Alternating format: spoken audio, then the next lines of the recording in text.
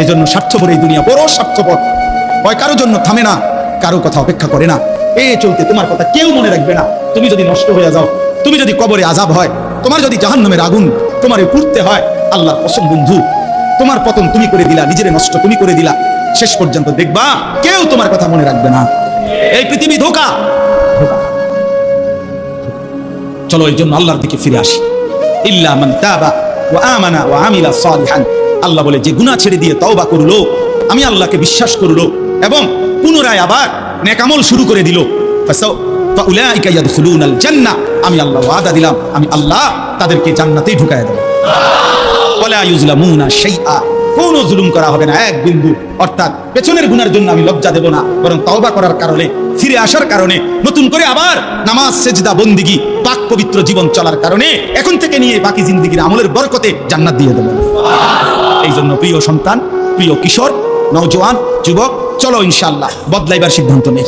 সবাই এই পরিমাণ শাহওয়াত, এই পরিমাণ অবৈধ কামনা বাসনা, নারী ছবি, অশ্লীলতা, বেহায়াপনাতে মাতাল হয়ে গেছে বন্ধু চারিদিকে, সমাজের চারিদিকে। এই হজ্জের সফরে ছিলাম, যে কয়দিন যাই খোঁজ খবর নিছি দেশের, খবর একটাই, হত্যা, খুন, ধর্ষণ, নারী নির্যাতন।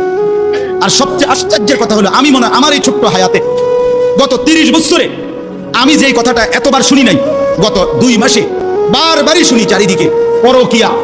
এটা এই পরিমাণ সমাজে বেড়ে গেছে, অসভ্যতা, যে স্বামী থাকতো নারী অন্য পুরুষের প্রতি আসক্ত, স্ত্রী থাকতো ওই জানোয়ার অন্য নারীতে আসক্ত। এটা খুব বেশি পরিমাণ বেড়ে যাচ্ছে, যার কারণে আপনজনকে হত্যা করতে পর্যন্ত লজ্জিত হচ্ছে না। এর চাইতে বড় আশ্চর্য, আশ্চর্য বাংলাদেশে এর চাইতে বড়, এর চাইতে দুর্ধর্ষ হত্যার ঘটনাও 2 দিনে কি হয়ে যায় খবর বোঝা যায়। কিন্তু এখানে কেন বোঝা যাচ্ছে না? বোঝা যাচ্ছে এটা স্পষ্ট, আপনজনের এটা ধামাচাপা দেওয়ার জন্য সব রকমের প্রসেসিং করা হচ্ছে, সব প্রসেসিং করা হচ্ছে। অসহায় ইমাম মুয়াজ্জিনকে বেইজ্জতি কেউ করতে পারে নাই, কোন আলেমে দ্বীন ইনশাআল্লাহ বেইজ্জতি হবেও না ইনশাআল্লাহ। মনে রেখে, মনে রেখে, গতকালকে রাত্রেও আমাদের কুমিল্লায় গত 3 মাস আগে একজন আলেমে দ্বীনকে একজন প্রিন্সিপাল বেইজ্জতি করছিল, অপমান করে সামান্য অজুহাতে মসজিদ থেকে বিদায় করে দিছিল। ওই কলেজের ছেলেরা গতকালকে রাত্রে ওই মসজিদের ভিতরে ঢুকাইয়া 9 ঘন্টা আটকাইয়া তার হাতে ছাত্রদের উপস্থিতিতে তারে পদত্যাগ পত্র দিয়া কাঠ ধরে কলেজ থেকে বের করে দিছে। আল্লাহ তারা বেইজ্জতি করে দেখায় দিছে। ছাত্ররা বলছে, স্যার সই দেন, আপনারা 50 টাকা দিব।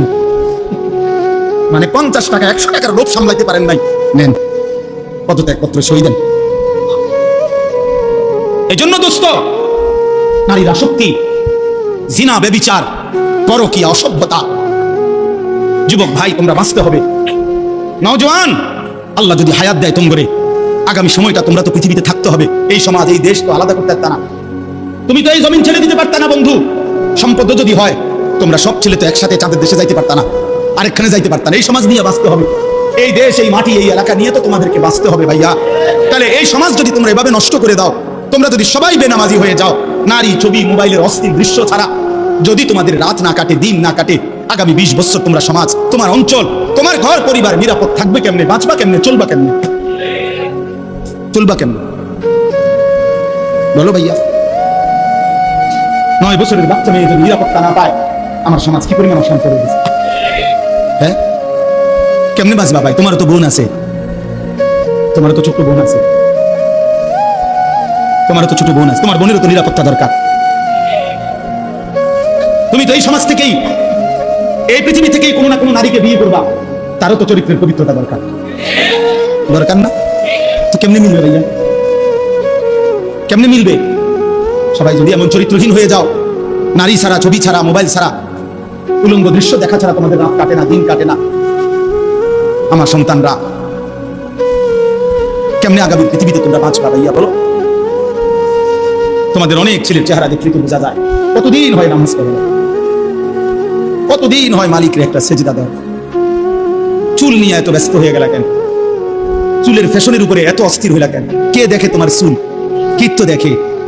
কারে দেখাবো সব চুল? মানুষের আর কাজ নাই, মানুষই বুঝি বুঝে বুঝে তোমার চুল দেখবে। তুমি যে সারাদিন চুল নিয়ে ব্যস্ত, শরীর পূজা, দেহের পূজা এভাবে করছো কেন? সারাক্ষণ বুঝি এই শরীর, এই দেহ, এটা নিয়েই ব্যস্ত হয়ে গেল। সারাক্ষণ একটা নারী বুঝি, একটা নারী, একটা ছবি, একটা বেডি, একটা উলঙ্গ দৃশ্য, এর জন্যই পৃথিবীতে আসা। এই রাত দিন বুঝি মোবাইলে দেখবা, ছবি দেখবা, নারী দেখবা, সারাদিন বুঝি নারীর জন্যই পৃথিবীতে আসা। তোমার আর কাম নাই, আর কোনো উদ্দেশ্য নাই দোস্ত আমার। ঠিক হলো না, ঠিক করলা না ভাইয়া, ভালো করলাম। অর্থাৎ যারা নামাজ পড়ে না, আল্লাযীনা তারাকুস সালাহ, টোটালি নামাজ যারা ছেড়ে দিছে, তারা প্রজন্মের উত্তম তো না, নিকৃষ্টও না, তারা কোনো জেনারেশনে না, তারা কোনো মানুষে না, তারা কোনো কিচ্ছু না, এর কোনো গণাতে ধরে না। ওই প্রথমেই বাদ গণাত ধরছে, অরে নিকৃষ্ট হিসেবে বলতে চাইছে আল্লাহ এখানে যারা তাদের নামাজকে নষ্ট করে দেয়।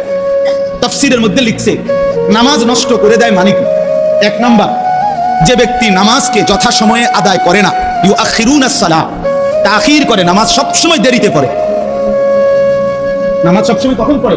দেরিতে পড়ে। আল্লাহ তাআলা বলেন ওরা ওই সমাজের নিকৃষ্ট মানুষ। ফাওয়াইলুল লিল মুসাল্লিন আল্লাযীনা হুম আন সালাতিহিম সাহুন। আল্লাহ তাআলা বলেন ওই নামাজীদের জন্য জাহান্নাম। ওয়াইল জাহান্নামের একটি গুহা, জাহান্নামের একটা অংশ, জাহান্নামের ভীষণ আযাব। আল্লাহ তাআলা বলছে তারা আল্লাযীনা হুম আন সালাতিহিম সাহুন, যারা তাদের নামাজের মধ্যে সাহুন, অলস, নামাজকে সবসময় দেরি করে, নামাজকে সবসময় দেরি করে। জোহরের আজান হইছে 1টা বাজে, এবার জোহরের নামাজ পড়তে গেছে সবাই 1টা বাজে, ওরা নামাজ পড়ছে লুঙ্গিটারে বইটা গামছা একটা কান্দে দিয়া রুকুছে যে 3-4টা মেরে দিল। এটা নামাজ হইলেন কিন্তু করতাম হুজুর, সময় কুলাইতারি না। কিরছেন আপনি? ঘাস কাটছে, এতক্ষণ গরু গোসল করাইছে, গরু গোসল করাইছে। গরু গোসল করানোটা খুব দামি দরকারি বিষয়। তো নামাজকে এরকম প্রতিনিয়ত যে বিলম্ব করে, বিলম্ব করে, আল্লাহ তাআলার কোরআনের ভাষায় তারা নিকৃষ্ট মানুষ, নিকৃষ্ট মানুষ। আদাউস সালার অন্তর্ভুক্ত, আদাউস সালার অন্তর্ভুক্ত নামাজকে বিলম্ব। আচ্ছা, হাদিসের মধ্যে আছে, কোরআনেও আছে, যে ব্যক্তি নামাজে অবহেলা করে, আল্লাহর কসম, আল্লাহও বলছে, নবীজিও বলছে, সে মুনাফিক। ইন্নাল মুনাফিকিনা ইউখাদিউনা আল্লাহ ওয়া হুয়া খাদিউহুম ওয়া ইযা কামু ইলাস সালাতি কামু কুসালা। কোরআন শরীফে আল্লাহ মুনাফিকের 1 নম্বর পরিচয় বলছে, মুনাফিক সে যে নামাজ পড়ে অলস নয়। নামাজ পড়ে কিভাবে? তাহলে নামাজ যে পড়ে না তার ব্যাপারে বলেন, কথা বলেন না কেন? তারে মুনাফিকও বলে নাই। তুই কোনো মানুষে না বেটা, তুই কোনো কাতারে নাই, তোর কোনো আলোচনাই নাই। আলোচনা ওই ব্যক্তির যে নামাজ পড়ে অলস হয়, খামখেয়ালি করে, দাঁড়াইবার কথা 2 পায়ে, দাঁড়াইছে 1 পায়ে, বুঝেন? অলস নামাজে।